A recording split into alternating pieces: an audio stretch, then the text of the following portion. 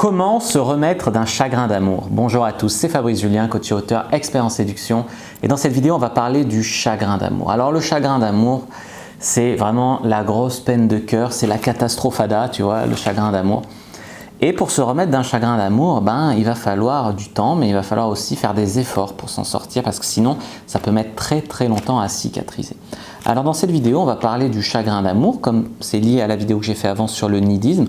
Un chagrin d'amour peut être un choc émotionnel extrêmement fort qui peut vous faire perdre votre game, qui peut vous faire devenir complètement needy, déprimé ou au-delà, à côté de ça, bizarrement euphorique. Enfin, c'est un choc émotionnel quand même, un chagrin d'amour. À moins que vous en tapiez vraiment de votre relation, une rupture, quelqu'un avec qui on a des super habitudes et tout, ça peut faire très mal. Il va falloir reprendre confiance en soi. Il va falloir vaincre la dépendance affective, comme j'ai dit, ça peut rendre needy, ça peut créer un gros vide. On avait énormément d'affection dans la relation. Et tout à coup, on se retrouve avec rien. C'est très compliqué à gérer. Un grand vide. Et puis, il va falloir aller de l'avant parce que si c'est fini avec cette personne, il va falloir se reconstruire. Si c'est pas fini, il va falloir récupérer son ex, entre guillemets, même si beaucoup de gens ne sont pas fans de ça. Disons que des fois, ça peut fonctionner. Voilà, et dans tous les cas, il va falloir se reprendre en main et aller de l'avant, soit pour trouver quelqu'un de différent, soit pour recommencer, mais cette fois faire marcher la relation, comprendre ce qui n'a pas fonctionné. Je veux dire, ça peut venir de vous, ça peut venir d'elle, ça peut venir de l'environnement dans lequel vous viviez, ça peut venir des circonstances, je ne sais pas, tout dépend. Il y a des choses qui peuvent changer, si c'est les circonstances, l'environnement où vous viviez. Vous pouvez éventuellement essayer de changer.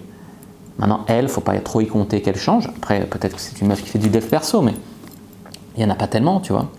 Voilà, ça dépend des facteurs en fait, si on veut récupérer son ex ou pas.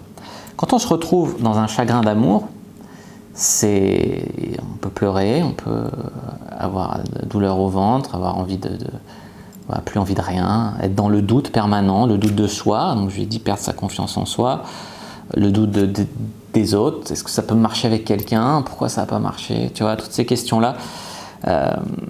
Le pire, non, c'est pas vraiment le pire. Mais en fait, tu vois, tu as ceux qui partent d'une relation parce que ça marchait pas et qui, voilà, c'est quelque part en maturité, ils vont partir et ça marchait pas. Et dans ce cas-là, tu prends la responsabilité de ton propre chagrin. Et c'est très difficile. Et quand tu te fais larguer, au moins, tu te dis, c'est fini, c'est pas mon choix, tu vois. Mais là, tu maîtrises vraiment pas. Dans un cas, tu maîtrises ton mal et c'est très dur. Et dans l'autre cas, tu maîtrises pas et en plus l'incertitude règne parce que la fille elle va te dire c'est pas toi, c'est moi. Mais la plupart du temps, tu sauras pas vraiment pourquoi c'est fini. Et c'est difficile, tu vois. Comme j'ai dit, elles peuvent vous manquer. Ça peut être un grand vide. Vous aviez des habitudes ensemble, même si c'était plus l'amour fou comme au début. Des fois, on peut se séparer aussi alors qu'on est encore amoureux ou amoureuse. Et c'est compliqué. C'est compliqué la vie quand même, hein, surtout quand on est des gens compliqués, tu vois. Ce que vous pouvez faire pour essayer de vous sortir de ce chagrin d'amour, la première étape, c'est de faire un focus sur vous-même. Faites un focus sur vous, faites du développement personnel, ayez de bonnes lectures, faites du sport, essayez d'être optimiste, mangez bien, essayez de faire le bien autour de soi. Moi, quand je suis pas très bien, soit je fais un don à des clochards dans la rue, soit je fais un don, récemment j'ai fait un don à une école au Maroc, voilà. C'est des choses qui peuvent aider, faire le bien, tu vois, être dans la bienveillance, c'est mieux que ressasser des trucs très négatifs. Moi, tu soignes un peu ton karma. Après, vous allez dire, ouais, il l'a fait pour en parler en vidéo, pour soigner son karma. Non, je l'ai fait, c'est tout. C'est ce que je fais quand je suis pas bien, parce que ça m'aide. Et puis des fois, ça m'aide même pas en vrai, tu vois. Mais des fois, ça marche, ça me fait sentir mieux. Moi, tu vois, je me sens un peu utile, un peu, voilà, c'est ça, c'est une première étape. Après, je ne dis pas qu'il faut forcément faire des dons, mais en tout cas, ce qu'il faut faire, focus sur vous, faire du développement personnel, s'améliorer, se remettre en forme pour être mieux, quoi, déjà dans sa peau. Deuxième arme qui peut vous aider à surmonter un chagrin d'amour, c'est le temps.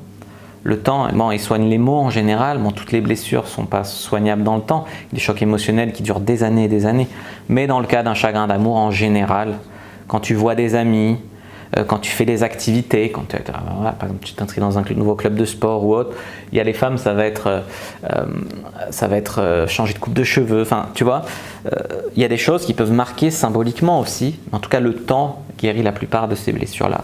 Avec le temps, on peut rencontrer quelqu'un d'autre aussi, comme dirait l'autre, une de perdue, 10 de retrouvée. Alors au début, on n'a pas forcément le cœur à ça, on n'est pas forcément bien, tu vois, mais quoi qu'il en soit, ça peut occuper votre esprit, tu vois. Ça peut faire voir qu'il y a autre chose, que c'est possible ailleurs, te redonner confiance en toi aussi. faut pas se recroqueviller sur soi-même, sombrer dans la solitude, etc. C'est vraiment très mauvais. Après, c'est plus facile à dire qu'à faire, bien évidemment. Moi, j'ai vécu quelques chagrins d'amour, c'était très difficile. Je me rappelle... Bon, les chagrins d'amour, oui. Après, il y a des one-nighties qui sont difficiles aussi à gérer.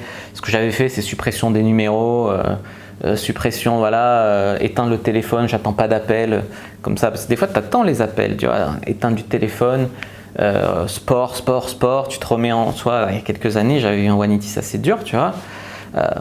Voilà, après, je m'étais un peu blindé, mais c'est vrai que des fois, il y a des trucs comme ça. Et puis alors, quand tu as été en relation avec quelqu'un et que ça marche pas, mais que tu sais pas pourquoi ça n'a pas marché, et que c'est quelqu'un pour qui tu as encore des sentiments, c'est compliqué, tu vois, ce serait compliqué encore ça. Encore quand c'est fini dans ta tête, c'est...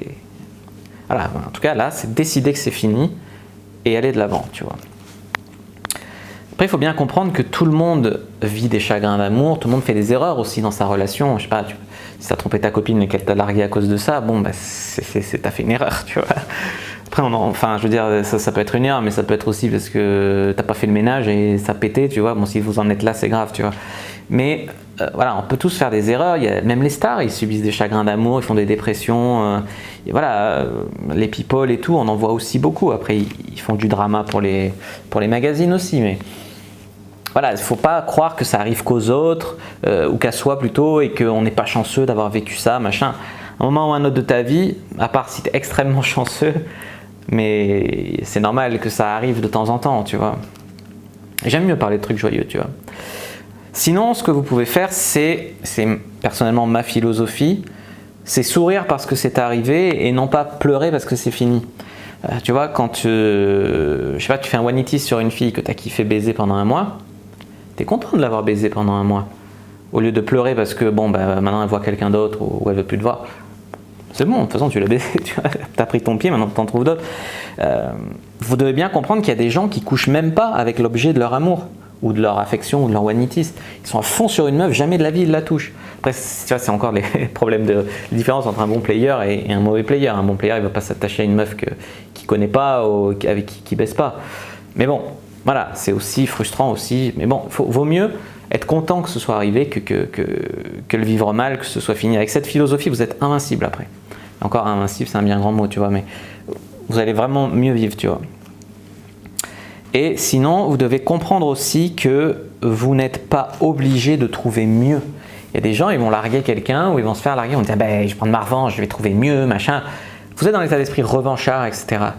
Trouvez quelqu'un de différent, quelqu'un d'autre, ou quelqu'un de différent, en tout cas pas forcément mieux. L'important, c'est que ça matche mieux avec vous. Même si elle est un peu moins jolie, la relation, ça peut mieux marcher avec une meuf un peu moins jolie, ça n'a aucun rapport avec son physique.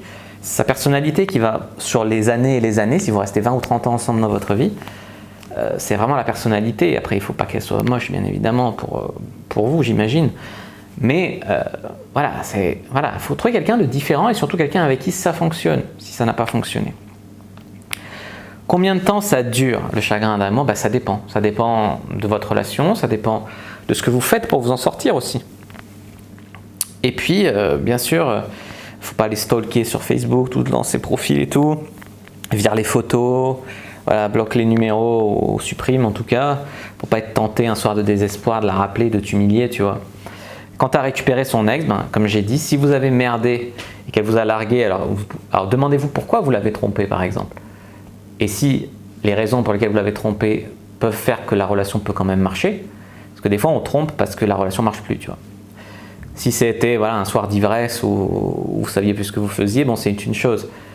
Voilà. Après, il faut parler pourquoi la relation n'a pas fonctionné. J'ai fait une vidéo sur comment récupérer son ex, mais c'est sur Conseil Séduction Femme, ma chaîne pour femmes, donc n'hésitez pas à aller la voir. Voilà, j'espère que vous avez bien aimé cette vidéo sur le chagrin d'amour. Désolé pour ce sujet peu joyeux, mais je pense qu'il faut en parler parce que le game, c'est pas que des réussites. Je sais qu'il y a des gens qui mettent des vidéos et c'est que des réussites, mais en fait, le game, des fois aussi, c'est émotionnel. On joue un peu avec les émotions, tu vois, les nôtres, c'est des meufs et tout, donc des fois, ben, on se prend au jeu, on se brûle, voilà, c'est tout, c'est le jeu.